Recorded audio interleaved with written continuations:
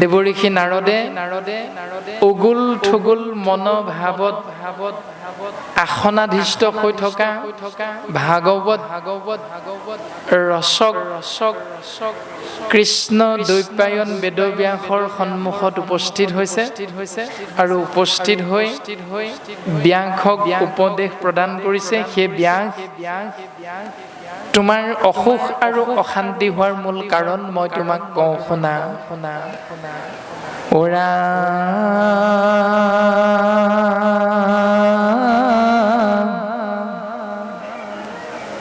প্ৰকৃতি কহিলা তুমি আনখে ধৰ্ম নকৈলা প্ৰখ্যাত কৰি কৃষ্ণ কীৰ্তন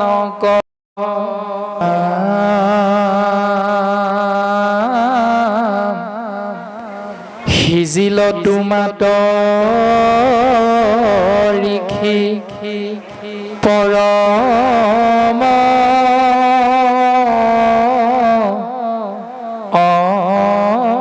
অন্যায় নাহি সুস্থ চিত্ত তব সেহি অভিপ্ৰায়।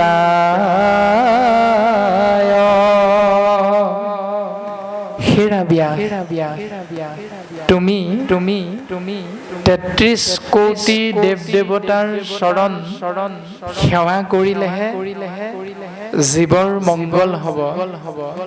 এই পথটো কৰ্ম মাৰ্গ আৰু জ্ঞান মাৰ্গ, ৪ বেদ ১৪ শাস্ত্ৰ ১৭ ভাগী পুৰাণত তুমি লিখি দিলা।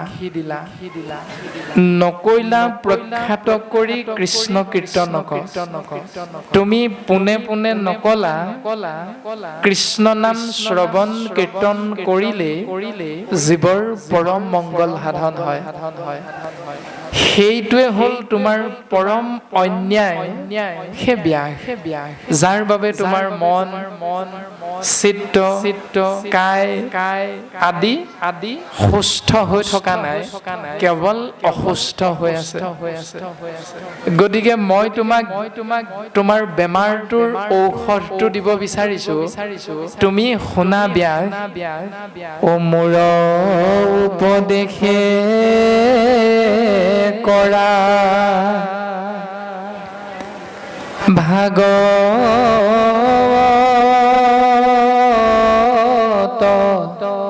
শাস্ত্ৰ প্ৰচাৰক গোবিন্দৰ গুণ নাম মাত্ৰ। মই তোমাক উপদেশ দিছো, তুমি আকৌ এভাগ শাস্ত্ৰ প্ৰণয়ন কৰা, যাৰ নাম হ'ব শ্ৰীমদ ভাগৱত। ইয়াত থাকিব গোবিন্দ মহাপ্ৰভু কৃষ্ণ গোসাঁইৰ নিৰ্গুণ নাম, নাথাকিব কৰ্ম মাৰ্গ জ্ঞান মাৰ্গ, অৰ্থাৎ যাগ যজ্ঞ পূজা পাতল দান দক্ষিণা শ্ৰাদ্ধ পিণ্ড হোম ব্ৰত তীৰ্থ স্নান আদিবিলাক তুমি ভাগৱতত নিলিখিবা। কাৰণ যাক আশ্ৰয় কৰিলে জীৱৰ পৰম গতিৰ বিপৰীতে কেৱল অধোগতি হ'ব। সেইকাৰণে ব্যাস তুমি ইয়াত লিখিবা কেৱল গোবিন্দৰ গুণনাম। আৰু যদি আমি ভাগৱত অধ্যয়ন কৰোঁ, যদি আমি ভাগৱত শ্ৰৱণ কৰোঁ, তেতিয়াহ'লে আমি বুজি পাম যে ভাগৱতত আছে কেৱল কৃষ্ণদেৱৰ গুণ নাম, যাক আশ্ৰয় কৰা মাত্ৰকে জীৱৰ মংগল সাধন হয়। প্ৰমাণ বঢ়াৰপো মাধৱদেৱে নামঘোষা শাস্ত্ৰত খুব সুন্দৰভাৱে লিখি থৈ গৈছে। হেৰা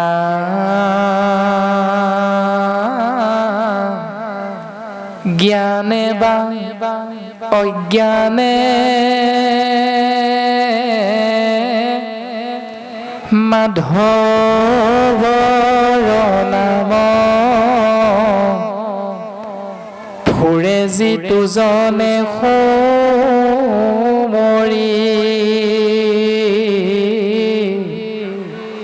তাংক মূৰ বুলি হাতে চক্ৰ ধৰি ও ৰাখিয়া ফুৰন্ত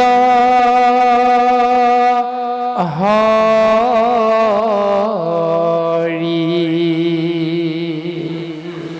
কৃষ্ণ বুলি আশ্ৰয় কৰোঁতে লাভ কি হ'ব, লোকচান কি হ'ব, সেইটোৰ জ্ঞান আপোনাৰ আমাৰ নাথাকিবও পাৰে। কিন্তু কেৱল যে কৃষ্ণ বুলিহে আশ্ৰয় কৰিলো তাতেই জীৱৰ মংগল। জ্ঞানে বা অজ্ঞানে তুমি জানিয়ে কৃষ্ণ বুলি কোৱা, নজনাকৈয়ে কৃষ্ণ বুলি কোৱা, কোনো কথা নাই। কেৱল এক দেৱ এক সেউ একত বিনে নাই কেও। কেৱল এক ঈশ্বৰ কৃষ্ণদেৱৰ নাম আশ্ৰয় কৰাটোৱে হ'ল জীৱৰ স্বধৰ্ম। আৰু ব্যাসদেৱৰ আগত দেৱৰ্ষি নাৰদে সেই কথাখিনিকে প্ৰকাশ কৰিছে।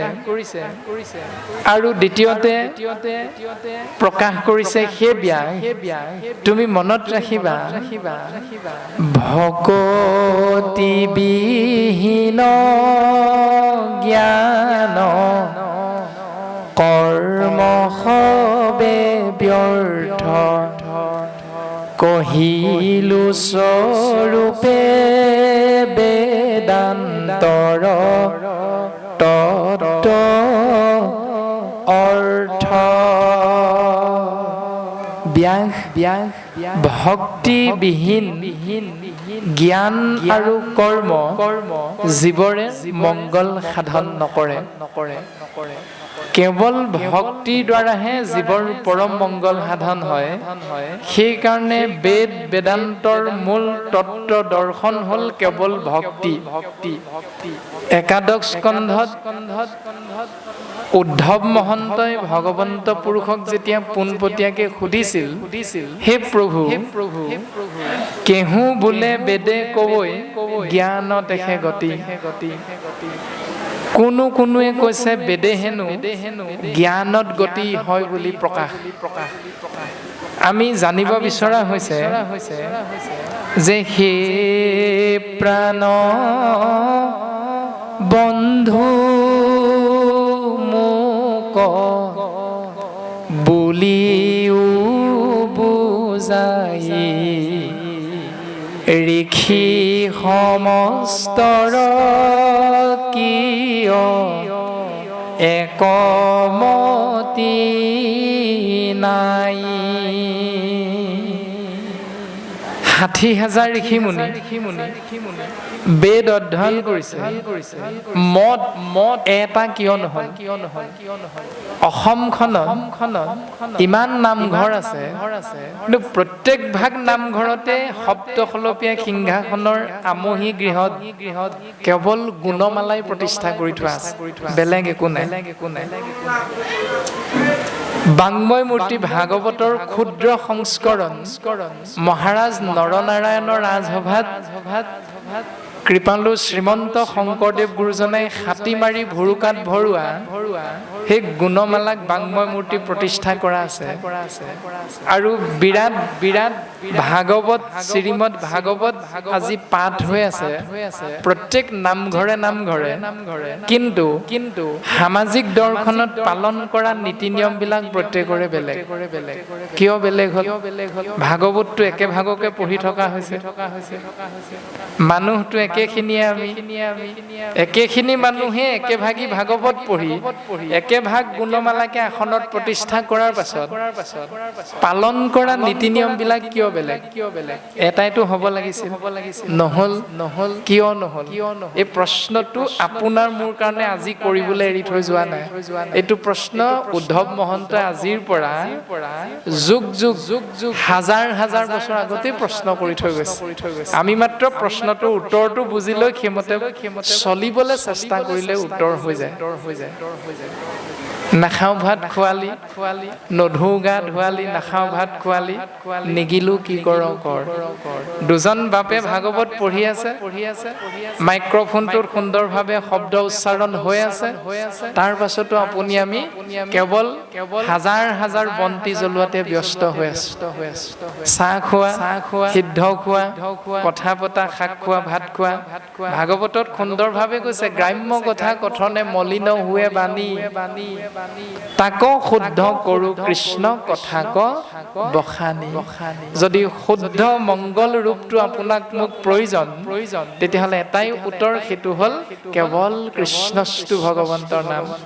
বন্তি জ্বলালে, ধূপ জ্বলালে ভগৱন্তই কৃপা কৰিব বুলি ভাগৱতৰ কোনো পদত এবাৰো লিখি থৈ যোৱা নাই। আপোনাৰভাৱে চাব পাৰে পঢ়িলে। ভাৱৰ শুদ্ধতা লাগিব। যদি ভাৱত শুদ্ধতাটো নাথাকে, ধূপ ঠিকেই জ্বলাইছো, জুই হলা কাঠিটো ঠিকেই মাৰিছো, কিন্তু মনটো গৈ ঘৰত আছে, নহ'ব। শুদ্ধভাৱে জ্বলাইছো বন্তি, শুদ্ধভাৱে জ্বলাইছো ধূপ, কিন্তু গুৰুজন বস্তুৱে তথাপিতো কৈছে, তপ জপ তীৰ্থ ব্ৰত আৰু সদাচাৰ, ধন জন গৃহ পুত্ৰ ভাৰ্যা আপোনাৰ, এইবিলাকক ও সমস্তকে শুদ্ধ ভাৱে অৰ্পিব কৃষ্ণত, তাকে সেবুলয় ধৰ্ম মহাভাগৱত।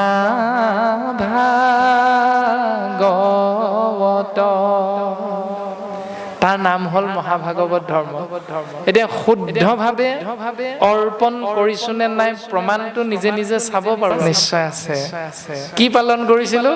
গাঁৱৰে ৩-৪জনমান ভকতক মাতি আনি বুট মগু বা পায়স এমুঠি খুওৱা হৈছে, অ হৰি অৰাম ধনীৰ আশীৰ্বাদ লোৱা হৈছে। নহলেও গাঁৱৰ ৰাজহুৱা নামঘৰ ভাগিলে সন্তানটোক মেখেলা চাদৰ পিন্ধাই, কন্যাগৰাকীক বা ল'ৰাটোক ধুতি পাঞ্জাবী পিন্ধাই, গুৱা পাণ সহিতে অৰিহণা আগবঢ়াই নামঘৰত মূৰটো দুৱাই সেৱা কৰিবলৈ লৈ গৈছে পিতৃ মাতৃয়ে।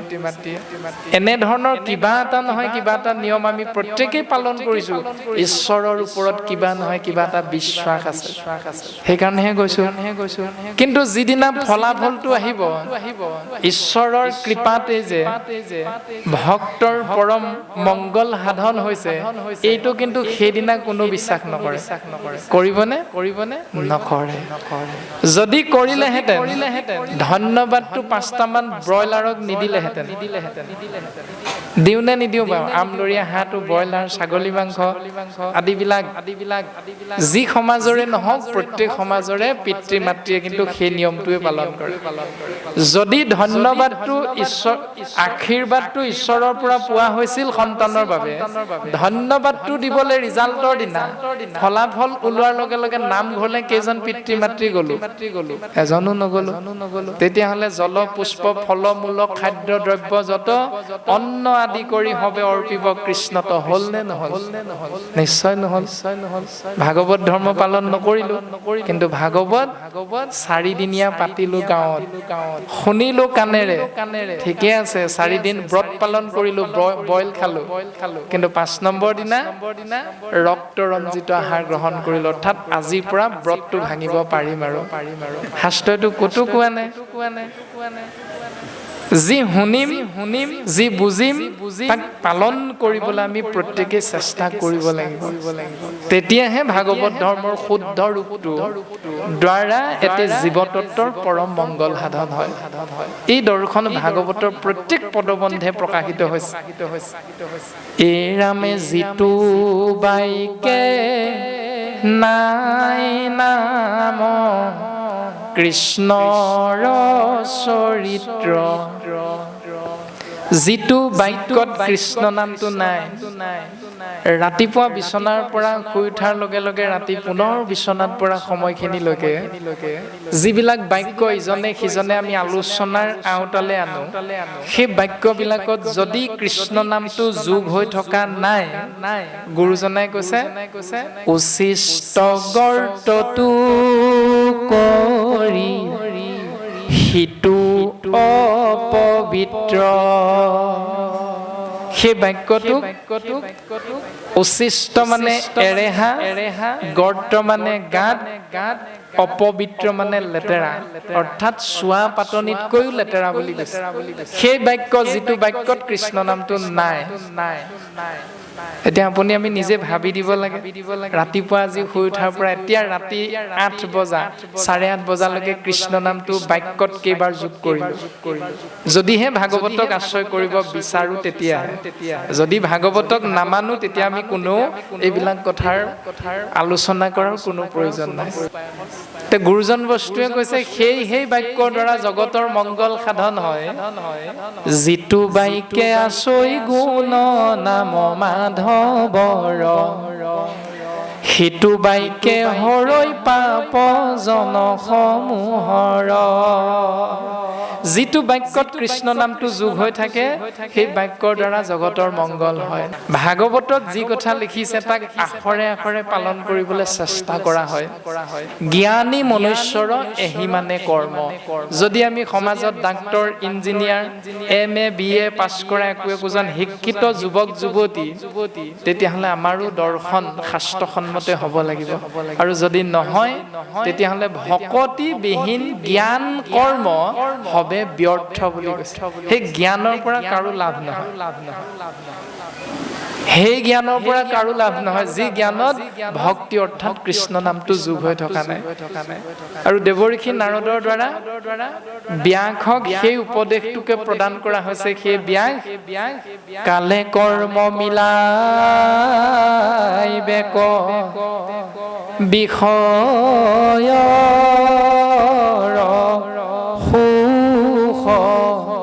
কাল মানে হ'ল সময়, সময়ৰ লগে লগে এটি হৰিধাৰী মনুষ্য নামৰ জীৱতত্বই সুখ ভোগ কৰিবৰ বাবে কি কৰ্ম কৰিব লাগে, কি কৰ্ম কৰিব নালাগে তাৰ জ্ঞান সময়ে সকলোকে শিকাই যাব। যেনে কোনো পিতৃ মাতৃয়ে সন্তানক ক'ব নালাগে ছোৱালী এজনী ভাল পা আকৌ, বোৱাৰী এজনী লাগে নহয়। কোনো পিতৃ মাতৃয়ে সন্তানক কোৱাৰ প্ৰয়োজন নাই, হেৰ ল'ৰা এটা ভাল পাই থবি দেই, পাছত আকৌ আমাক নকবি। এইটো যৌৱনত ভৰি দিয়াৰ লগে লগে এটি জীৱতত্বই আপোনা আপুনি বুজি পায় কি কৰিব লাগে, কি কৰিব নালাগে। কোনো পিতৃ মাতৃয়ে এইবিলাক উপদেশ দিয়াৰ প্ৰয়োজন নাই। সেইকাৰণে ব্যাসক দেৱঋষি নাৰদে কৈছে কালে কৰ্ম, সময়ৰ লগে লগে কি কৰ্ম কৰিব লাগে সুখ বিচাৰোতে ভোগ কৰিবৰ অৰ্থে এইটো সময়ে সকলোকে জ্ঞান দি যাব। আহাৰ মাহৰ লগে লগে কঠীয়া পাৰিব লাগে, ধান পকিব, পকাৰ লগে লগে ধান কাটিব লাগে, এইখিনি কোনেও কাকো কোৱাৰ প্ৰয়োজন নাই। এইটো প্ৰকৃতিগত দৰ্শন, মনুষ্যই সময়ৰ লগে লগে এইবিলাক জ্ঞান লাভ কৰিব পাৰে। তুমি এনেকুৱা বিলাক কথা ভাগৱতত নিলিখিবা। পিতৃ পৰলোকগামী হল পুত্ৰই মুণ্ডন কৰিব লাগে নে নালাগে, পিতৃ পৰলোকগামী হল 3 দিনত তিলনি কৰ্ম কৰিম নে নকৰিম, পিতৃ পৰলোকগামী হল 10 দিনত দহা কৰিম নে নকৰিম, 11 দিনত কাজ কৰিম নে 13 দিনত কৰিম, 17 দিনত কৰিম নে এমাহত কৰিম, এইবিলাক ভাগৱতত তুমি নিলিখিবা। এইবোৰ জীৱই ইচ্ছামতে তেওঁলোকে নিজৰ সুবিধা অনুসৰি কৰি থাকিব। এইবিলাক তুমি লিখাৰ কোনো প্ৰয়োজন নাই। চতুৰ্থ স্কন্ধ পুৰঞ্জন উপাখ্যানত খুব সুন্দৰভাৱে প্ৰাচীন বৰ্হিষী ৰজাৰ 10 প্ৰচেতস গণৰ আগত দেৱঋষি নাৰদে প্ৰকাশ কৰিছে, কোন ভাগৱতে ভোজনী সৰাধে নেও যজমান যজি, আকৌ পঢ়িবাক শুনিবে নোৱাৰে কাণ কৰে গজ গজি। ভাগৱতৰ কোন অধ্যায়, কোন স্কন্ধ, কোন পদবন্ধে ছবিচন্দে দুলৰি লেচাৰিত পিতৃ মাতৃ পৰলোকগামী হলে মুণ্ডন কৰিলেহে পিতৃ মাতৃ পৰলোকগামী হোৱাত সুবিধা হ'ব ক'ৰ ভাগৱতৰ ক'ত লিখা আছে এই বুলি দেৱঋষি নাৰদে প্ৰকাশ কৰি থৈ গৈছে যদি কোনোবাই এইখিনি কয় তেতিয়াহ'লে আকৌ পঢ়িব আকৌ শুনিবে নোৱাৰে এইবিলাক পঢ়িবও নোৱাৰে শুনিবও নোৱাৰে কাণ কৰে গজগজি কাণত ঠহৰকে ধৰে আমি ইমান দিনৰ পৰা পালন কৰি আহিছোঁ এইবিলাক নিয়ম আজি আকৌ এওঁ আহি ক'বলৈ ওলালেহি ভাগৱতত নাই বুলি নামানো ভাগৱতৰ কথা এই বিষয়বস্তু ভাগৱত পঢ়িছোঁ ঠিকেই কিন্তু ভাগৱতৰ নিয়ম মানিছোঁ কিমানজনে কেইজনে তাকে উপদেশত কৈছে যে উপদেশী লোক হৌক কৃষ্ণক সন্মুখ সেই ব্যাগ তুমি যিহেতু জগতৰ মংগলৰ বাবে উপদেশ দিবলৈ ওলাইছা সেইকাৰণে তুমি এনে উপদেশ দিয়া য'ত জগতৰ জীৱৰ মংগল হ'ব উপদেশী লোক হৌক কৃষ্ণক সন্মুখ তুমি কৃষ্ণ কেন্দ্ৰিক কথাখিনি কোৱা যাৰ দ্বাৰা জগতৰ মংগল সাধন হয় কৃষ্ণ কেন্দ্ৰিক ব্যৱস্থাৰ বিপৰীতটোৱে হ'ল অমংগল কৃষ্ণ কেন্দ্ৰিক ভাৱনাযুক্ত হৈ থকাটোৱে হ'ল জীৱৰ মংগল এতিয়া প্ৰশ্ন হ'ল ভাগৱত শুনিম কেনেকৈ প্ৰশ্ন হ'ল ভাগৱত শুনিলে কি লাভ হ'ব প্ৰশ্ন হ'ল নুশুনো যা কিনো লোকচান হ'ব ভাৱনাটো আহিছে আমাৰ প্ৰত্যেকৰে মনত উত্তৰ ভাগৱতে দিছে আমি ক'ব নালাগে কি বুলি কৈছে ভাগৱতে এই ৰামে শুনা সভাসদ পদ মহাভাগৱত পুৰাণৰ সূৰ্য শাস্ত্ৰ শুনিও মহত সেই সভাসদ বৰ্গ মহাভাগৱতৰ পদত কি লিখা আছে শুনা পুৰাণৰ সূৰ্য মহন্ত পুৰাণ ইয়াৰ মহান তত্ত্বটো শুনা কেনেকৈ শুনিবা ও ৰাম হুয়া এক শৰণ যিজনে শুনৈ আক পাৱৈ পৰম পদ সুখে নিস্তৰ